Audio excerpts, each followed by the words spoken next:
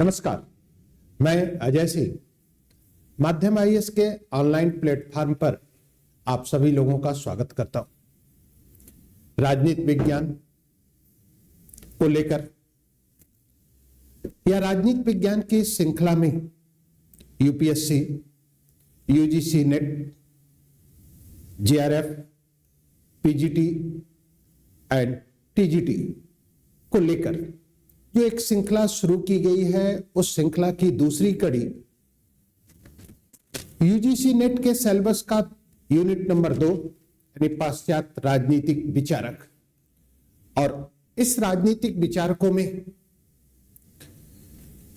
Greek विचारक या यूनानी राजनीतिक दार्शनिक प्लेटो, अरस्तु, Machiavelli, Hobbes, Locke, Rousseau, Hegel, Wollstonecraft, Mill, Marx, Gramsci, Arendt, Fanon, Mao and Rawls, ये सब विचारक। और इन विचारकों को लेकर, इन विचारकों की स्थिति को लेकर अगर देखा जाए तो इन विचारकों की स्थिति के संबंध में एक सिचुएशन ये भी आती है कि राजनीतिक विचारकों के संबंध में या राजनीतिक विचारधारा को लेकर एक स्थिति ये है कि जिस राजनीति की शुरुआत आज से 2500 वर्ष पहले यूनान की धरती पर यूनानी राजनीतिक विचारकों के लेखनी से होता है या यूनानी राजनीतिक विचारकों की विचारों से होता है, उन विचारों में और आज के विचारों में क्या संबंध? प्लेटो जो यूनान का दार्शनिक है, सुकरात का शिष्य है, सुकरात के विचारों का प्रभाव प्लेटो के ऊपर इस रूप में पड़ता है कि मैक्सी यहां तक कहता है कि प्लेटो के बारे में कहता है कि प्लेटो के रूप में सुकरात पुनः जन्म ले लिया। यानी मीन्स कि सुकरात के विचारों का प्रभाव प्लेटो के ऊपर अत्यधिक पड़ा। अब इस पूरी स्थिति को किस रूप में देखा जाए? यूनान की भौगोलिक स्थिति या यूनान की राजनीतिक स्थिति के संबंध में क्या है? यूनान नगर राज्य भौगोलिक रूप में नगर राज्यों में विभक्त है, छोटे छोटे नगर राज्यों में विभक्त है। और यह विभाजन प्रकृति द्वारा यानी प्राकृतिक रूप में किया गया। अब इस स्थिति में प्लेटो के गुरु सुकरात को यूनान की लोकतांत्रिक व्यवस्था ने विष का प्याला पीने के लिए जब विवश किया या बाध्य किया और राजद्रोह का आरोप लगाकर विष का प्याला पीने के लिए विवश किया गया, तो प्लेटो ने यूनान की लोकतांत्रिक व्यवस्था को या लोकतांत्रिक शासन व्यवस्था को अज्ञानी और मूर्खों का शासन कहता है और उसके स्थान पर एक ऐसे आदर्श राज्य की स्थापना करना चाहता है जिससे व्यक्ति का नैतिक विकास हो सके। व्यक्ति के नैतिक विकास के लिए प्लेटो अपनी पुस्तक रिपब्लिक में न्याय आधारित जिस आदर्श राज्य की कल्पना की या जिस आदर्श राज्य की स्थापना करता है, वह आदर्श राज्य न्याय पर आधारित होगी और उसका शासक दार्शनिक होगा। इसलिए रिपब्लिक के आदर्श राज्य की स्थापना करने के लिए प्लेटो ने जिस दार्शनिक राजा के सिद्धांत का प्रतिपादन करता है और विचार देता है कि जब तक राजा या राजकुमार दार्शनिक नहीं होंगे तब तक राज्य अमंगलों से बच नहीं सकता।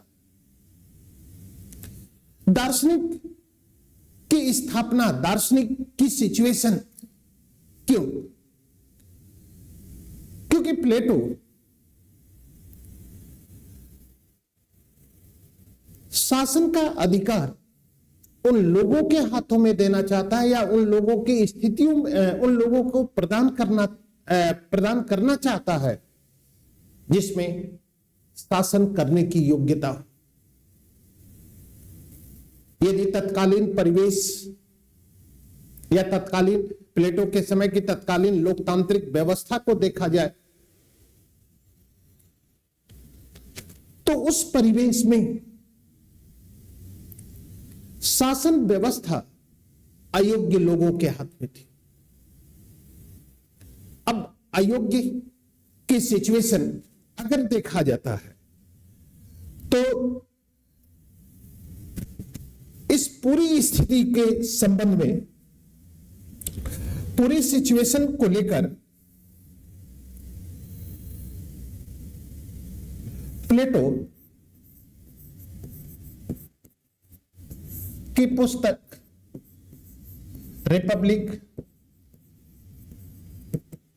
जो डायलॉग सिस्टम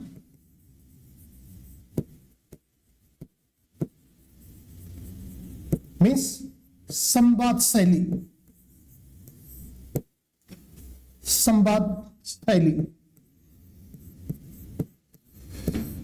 रिपब्लिक का उपशीर्षक यानी सब टाइटल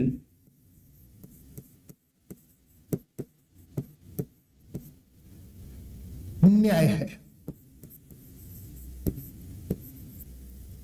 मीन्स जस्टिस।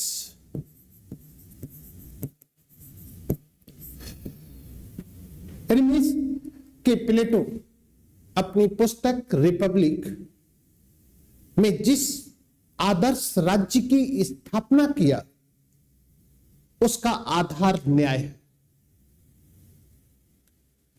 अब न्याय क्या था और यूनान की परिस्थितियां, मीन्स ग्रीक सोसाइटी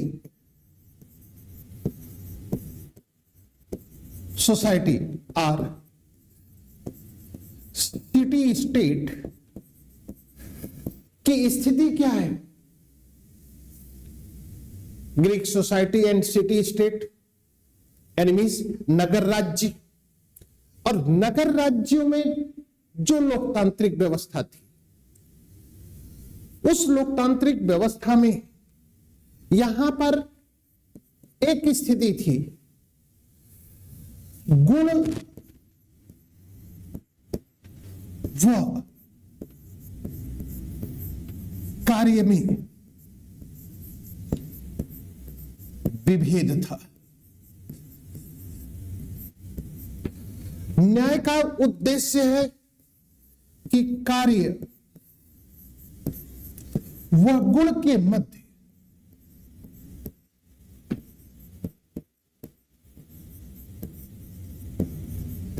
विभेद नहीं।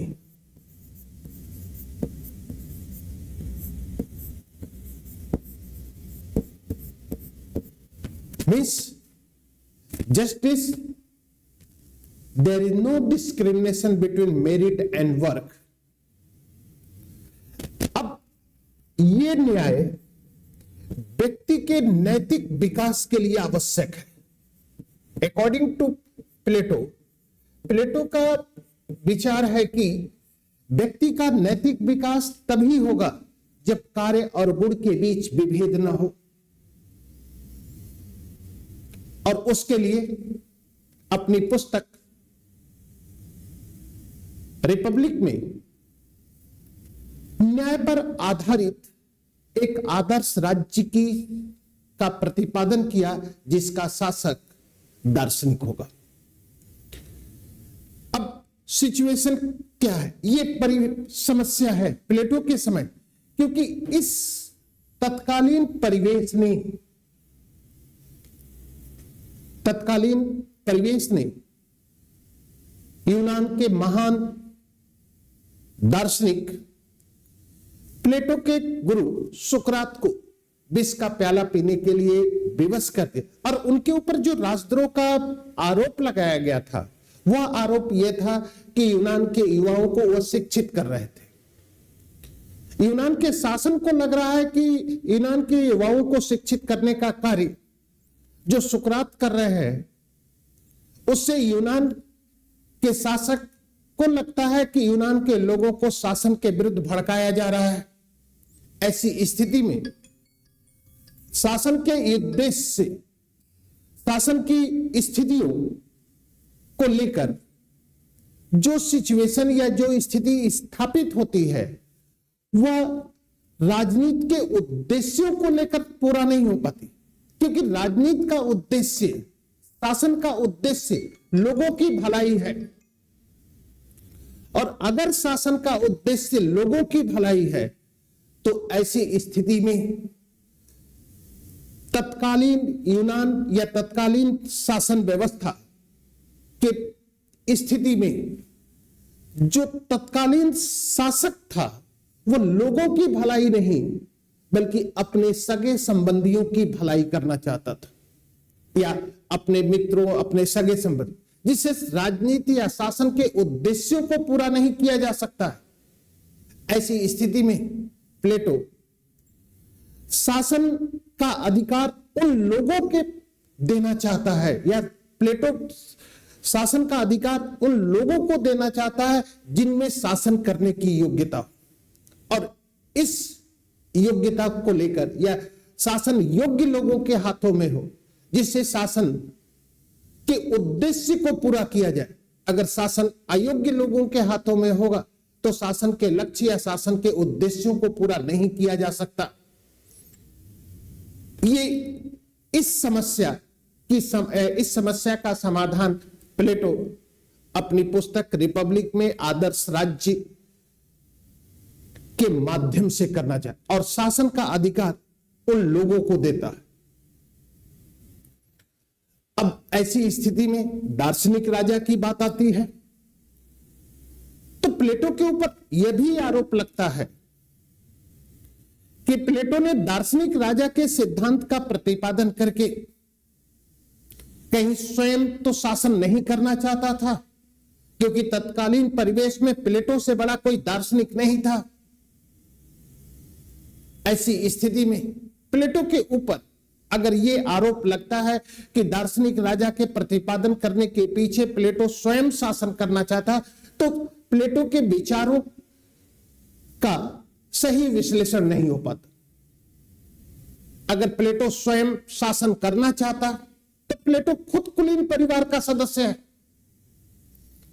दूसरी बात कि अगर प्लेटो स्वयं शासन करना चाहता तो अपनी दूसरी पुस्तक द लॉज और स्टेट्समैन में जाकर प्लेटो उप आदर्श राज्य की बात करता है और रिपब्लिक के आदर्श राज्य की स्वयं आलोचना करते हुए यह विचार देता है कि हम जिस रिपब्लिक के आदर्श राज्य का समर्थन करते हैं या प्रतिपादन करते हैं, वह आदर्श राज्य इस पृथ्वी पर संभव नहीं। ऐसी स्थिति में प्लेटो के ऊपर एक और आरोप लग जाता है कि प्लेटो प्रथम स्वप्नलोकीय विचारक था, यानी रिपब्लिक का आदर्श राज्य या दार्शनिक राजा के सिद्धांत ने प्लेटो को प्रथम स्वप्नलोकीय राजनीतिक विचारक के रूप में स्थापित कर, और प्लेटो खुद उसका क्रिटिसिज्म करता है कि रिपब्लिक का आदर्श राज्य इस पृथ्वी पर संभव नहीं। इसलिए अपनी दूसरी पुस्तक लॉज एंड स्टेट्समैन में जाकर उप आदर्श राज्य का प्रतिपादन किया और रिपब्लिक के सिद्धांतों में या रिपब्लिक के आदर्श राज्य के सिद्धांतों में थोड़ा सा लचीलापन लाता है। अब ऐसी स्थिति में, ऐसी सिचुएशन में प्लेटो के ऊपर यह आरोप लगा देना कि दार्शनिक राजा के माध्यम से प्लेटो स्वयं शासन करना चाहता है, ये तार्किक सिद्ध नहीं हो पाता। दूसरा जो सबसे इंपॉर्टेंट पॉइंट है न्याय की स्थापना, और न्याय की स्थापना के लिए या न्याय को स्थापित करने के लिए कार्य और गुण के बीच विभेद नहीं होना चाहिए, यानी there is no discrimination between merit and work, यानी मीन्स योग्य व्यक्ति का कार्य करे और अयोग्य व्यक्ति का कार्य करे। लेकिन प्लेटो के समय यूनान के नगर राज्यों में स्थिति क्या थी कि अयोग्य व्यक्ति योग्य व्यक्ति का कार्य करते, यानी जिन्हें शासन नहीं करना चाहिए था वे शासन कर रहे थे, और जिन्हें शासन करना चाहिए था वे शासन नहीं कर रहे थे। अब इस पूरे विचार की शुरुआत होती है सोफिस्ट से। अब सवाल खड़ा होता है कि सोफिस्ट कौन है? Enemies, sophist was the modern teacher. यानी सोफिस्ट थे, ये जो सोफिस्ट है तत्कालीन से आज का जो मॉडर्न टीचर है, आधुनिक शिक्षक है, वह प्लेटो के समय में सोफिस्ट कहलाता था। और सोफिस्ट क्या थे? शिक्षक जो फीस लेते थे और शिक्षा देते थे। सोफिस्टों से शिक्षा ग्रहण करने का अधिकार केवल उन्हीं लोगों को मिलता था या मिल पाता है जो सोफिस्टों की फीस को देते थे। ऐसी स्थिति में शिक्षित लोग कम थे और मैक्सिमम लोग, यस, ग्रीक सोसाइटी के अधिकांश लोग अशिक्षित हैं। और लोकतांत्रिक व्यवस्था में शासन बहुमत का होता है, यानी मीन्स कि अशिक्षित या अयोग्य लोगों का शासन, जो शासन के उद्देश्य को नहीं समझ पा रहे हैं, और शिक्षित व्यक्ति जिसकी मात्रा कम है, जिसकी संख्या कम है, वे लोग शासन से दूर हैं। ऐसी स्थिति में प्लेटो तत्कालीन लोकतंत्र की आलोचना करते हुए कहता है कि लोकतंत्र अज्ञानी और मूर्खों का शासन है, क्योंकि अयोग्य व्यक्ति हैं और अयोग्य व्यक्ति शासन के उद्देश्य को सही रूप में नहीं समझ पाता। प्लेटो के अनुसार जब अयोग्य व्यक्ति शासन करता है तो शासन का उद्देश्य लोगों की भलाई के स्थान पर अपने सगे संबंधियों या अपने मित्रों के हितों की पूर्ति, वह शासन का उद्देश्य है, जबकि शासन का उद्देश्य लोगों की भलाई है। अब लोगों की भलाई तभी हो सकती है जब शासन उन लोगों के हाथों में हो या शासन का अधिकार उन लोगों के पास हो जिनमें शासन करने की योग्यता है। अब आज की स्थिति में, आज की सिचुएशन में अगर देखा जाए तो वर्तमान समय में लोकतंत्र है, और लोकतंत्र के माध्यम से जनता शासन प्रक्रियाओं में प्रत्यक्ष रूप में भागीदार होती है। लेकिन प्रश्न ये उठता है कि शासन प्रक्रियाओं में प्रत्यक्ष रूप यानी मतदान के माध्यम से शासन प्रक्रियाओं में प्रत्यक्ष रूप में भागीदार होने के बावजूद भी क्या जनता शासन प्रक्रियाओं में भाग लेती है? इसका मतलब यह भी निकलता है कि जनता लोकतंत्र के माध्यम से या मतदान के माध्यम से उन व्यक्तियों को अपने ऊपर शासन करने का अधिकार देती है जिनमें शासन करने की योग्यता हो। और अगर शासन करने की योग्यता जनता की दृष्टि में जिस व्यक्ति के पास है, उसे वह अधिकार दिया जाता है कि हम मतदान के माध्यम से जनता उस राजनीतिक दल या उस व्यक्ति को यह अधिकार देता हूं कि मैं इस मतदान के माध्यम से आपकी आज्ञाओं का पालन करूंगा। शर्त यह होगी कि आप मेरे डेवलपमेंट या आप मेरे विकास के लिए कार्य करेंगे। स्थिति ये है।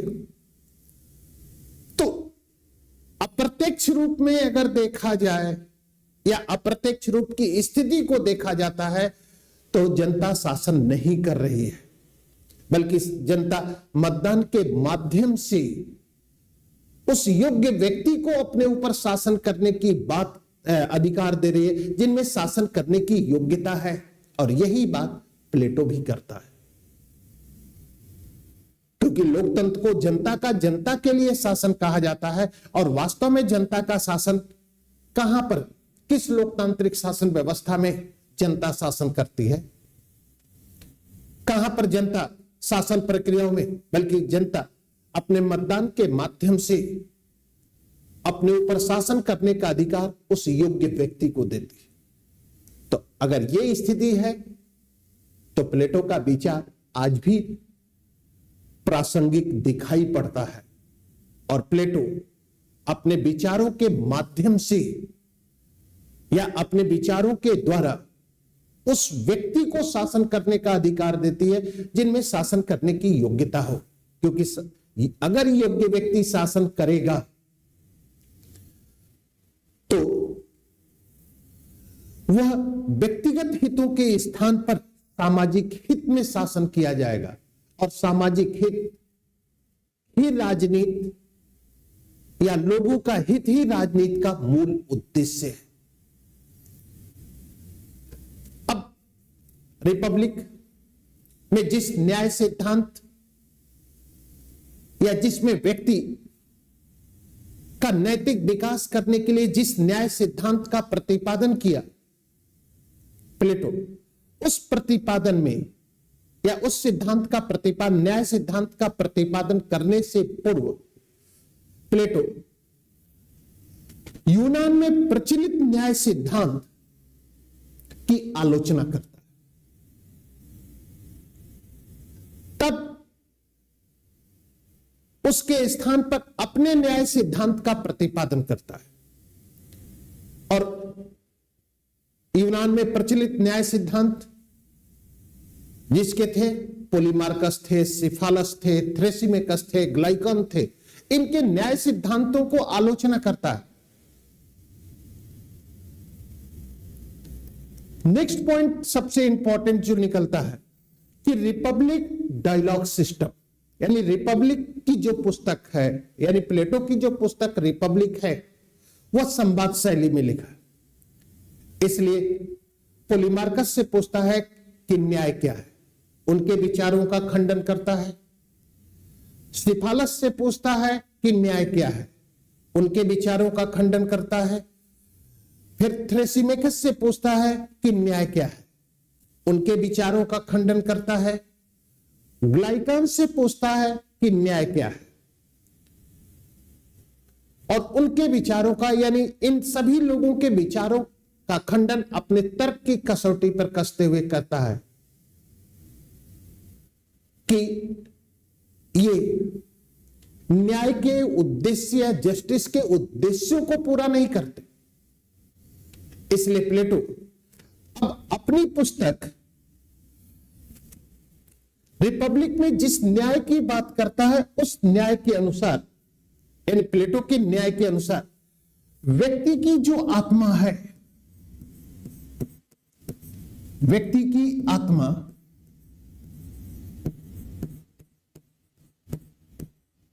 त्रिगुणी है। मीन्स व्यक्ति की आत्मा में तीन गुण है। त्रिगुणी का मतलब कि व्यक्ति की आत्मा त्रिगुणी है। मीन्स विवेक, शौर्य तथा तृष्णा, रीजन, ब्रेव एंड एपिटाइट। ये तीनों गुण व्यक्ति की आत्मा में है। यानी मीन्स कि अगर ये व्यक्ति की आत्मा है, व्यक्ति की आत्मा,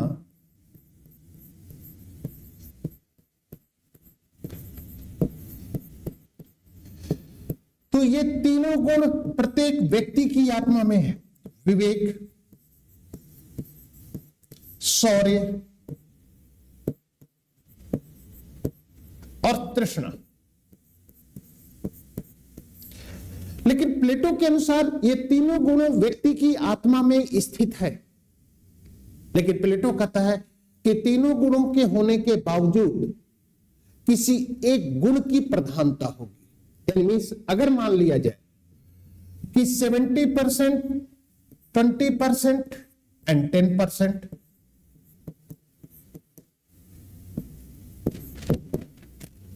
किसी व्यक्ति की आत्मा में विवेक 70% है, शौर्य 20% है और तृष्णा 10%, तो यह कहा जा सकता है कि व्यक्ति की आत्मा में ये तीनों गुण हैं, लेकिन इसमें एक गुण की प्रधानता है, मीन्स विवेक की प्रधानता। और यहां पर प्लेटो विवेक की प्रधानता व्यक्तिगत न्याय और सामाजिक न्याय,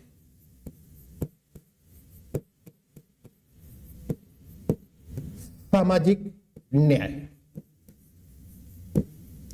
व्यक्तिगत न्याय का मतलब कि व्यक्ति अगर अपने प्रधान आत्मीय गुणों के अनुसार कार्य करे, यानी व्यक्ति अपने प्रधान आत्मीय गुणों के अनुसार कार्य करे, तो व्यक्तिगत न्याय की स्थापना होगी। मीन्स विवेक, शौर्य एंड तृष्णा। यानी मीन्स कि विवेक से युक्त प्रधान आत्मीय गुणों वाला व्यक्ति अगर विवेक के समान कार्य करता है तो न्याय होगा। अब ऐसी स्थिति में विवेक के पास, जिसके पास विवेक होगा वह शासक वर्ग होगा, जिसके पास शौर्य होगा वह सैनिक वर्ग में जाएगा,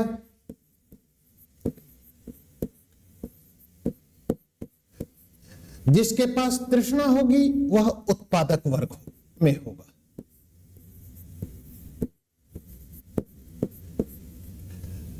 दूसरी बात कि शासक और सैनिक वर्ग को प्लेटो अभिभावक,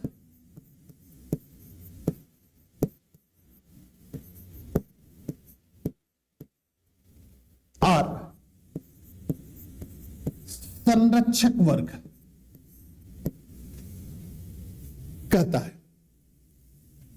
यानी मीन्स कि विवेक से संपन्न व्यक्ति, विवेक से युक्त व्यक्ति शासक वर्ग होंगे, शौर्य से युक्त व्यक्ति सैनिक वर्ग होंगे और तृष्णा उत्पादक वर्ग होगा। जिससे समाज में 3 वर्ग होंगे और समाज के ये तीनों वर्ग अपने अपने गुणों के अनुसार, अपने अपने कर्तव्यों के अनुसार अपने दायित्व का पालन करें तो सामाजिक न्याय की स्थापना। इसी प्रकार अगर प्लेटो के विचारों को अगर देखें तो परिवार में लोगों का समूह है और परिवार में हर लोगों का अलग अलग कर्तव्य है। तो परिवार में रहने वाले सभी लोग के जो कर्तव्य हैं, अगर परिवार के सभी लोग अपने अपने कर्तव्यों का पालन करें तो परिवार का नैतिक विकास होगा। उसी प्रकार अगर परिवार की स्थिति सभी कर्तव्यों से, मीन्स कि परिवार में जिनकी जो पोजीशन है, अगर वह पोजीशन रखने वाला व्यक्ति अगर अपने कर्तव्य और दायित्वों का पालन करता है तो परिवार में एकता, अखंडता और बंधुत्व की अवधारणा बनी रहेगी। परिवार का विखंडन कब होगा? जब परिवार में शामिल लोग अपने कर्तव्य और दायित्वों का पालन न करके सिर्फ अपने हितों की पूर्ति करने में लग जाए। इसलिए प्लेटो यहां पर कहता है कि राज्य व्यक्ति का विस्तृत रूप है, व्यक्ति का विस्तृत रूप है।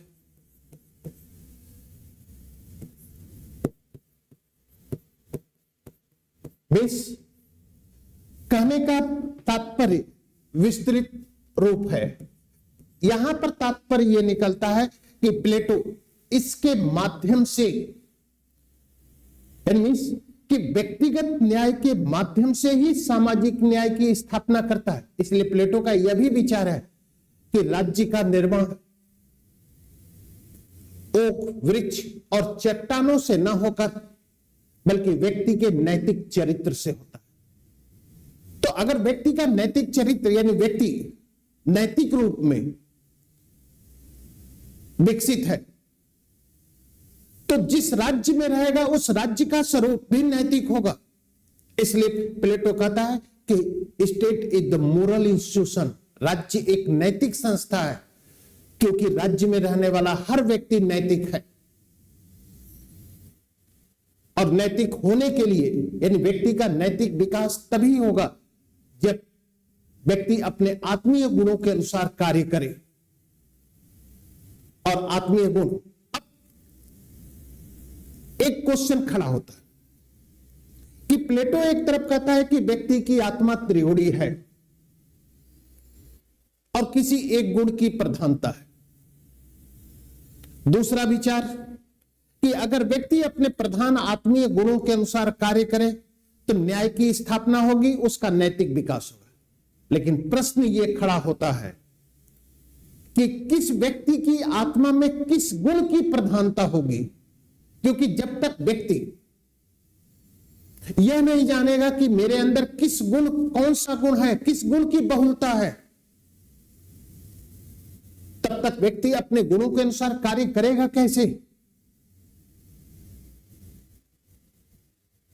तब तक व्यक्ति अपने नैतिक, इसलिए प्लेटो न्याय को प्राप्त करने के लिए यानी मीन्स रिपब्लिक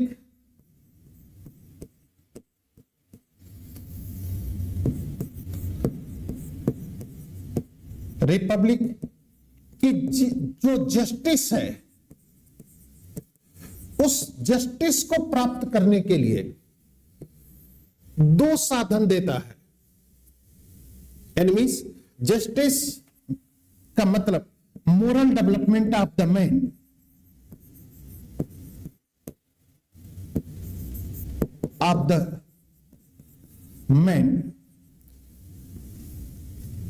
और moral development of the man का मतलब है कि there is no discrimination between merit and work.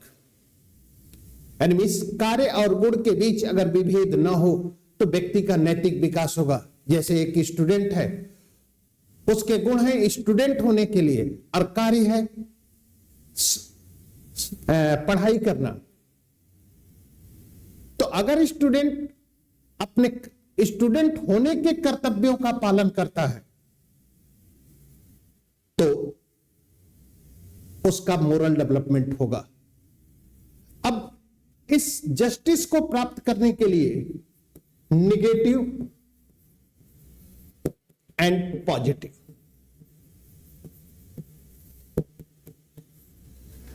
नकारात्मक साधन और सकारात्मक साधन, क्योंकि मैंने एक सवाल आपके सामने रखा। सवाल यह है कि व्यक्ति की आत्मा में किस गुण की प्रधानता है। जब तक व्यक्ति अपने आत्मीय गुणों को नहीं जानेगा तब तक उसके अनुसार कार्य नहीं करेगा और तब तक व्यक्ति का नैतिक विकास नहीं हो सकेगा। इसलिए प्लेटो न्याय की स्थापना करने के लिए नकारात्मक साधन के रूप में साम्यवाद का सिद्धांत यानी कम्युनिज्म थियरी ऑफ प्लेटो और व्यक्ति अपने आत्मीय गुणों को जाने उसके लिए प्लेटो शिक्षा सिद्धांत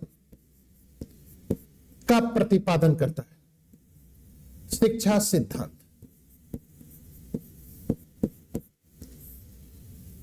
यानी मीन्स के साम्यवाद के माध्यम से व्यक्ति को प्रतिबंध आरोपित किया जाता है कि उन प्रतिबंधों के माध्यम से व्यक्ति अपने कर्तव्यों से विमुख न हो। यानी मीन्स कि शिक्षा साम्यवाद के माध्यम से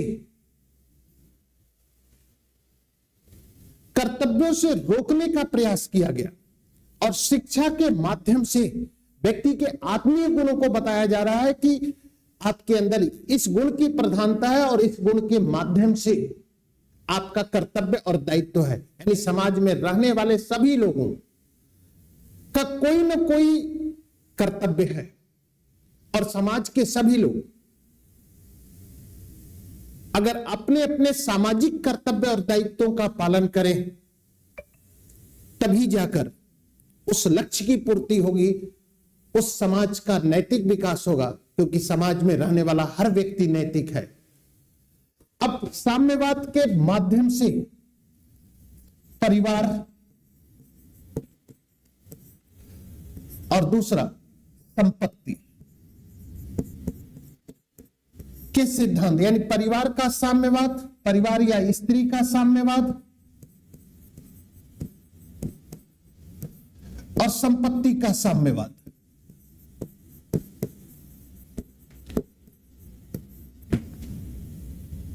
दूसरी बात कि यह साम्यवाद केवल संरक्षक वर्ग के लिए, गार्जियन क्लास के लिए है। वहीं पर प्लेटो आत्मीय गुणों को प्रतिपादित करने के लिए, जिस आत्मीय गुणों का ज्ञान कराने के लिए शिक्षा सिद्धांत देता है और शिक्षा सिद्धांत को आयु के आधार पर सैद्धांतिक शिक्षा और व्यवहारिक शिक्षा।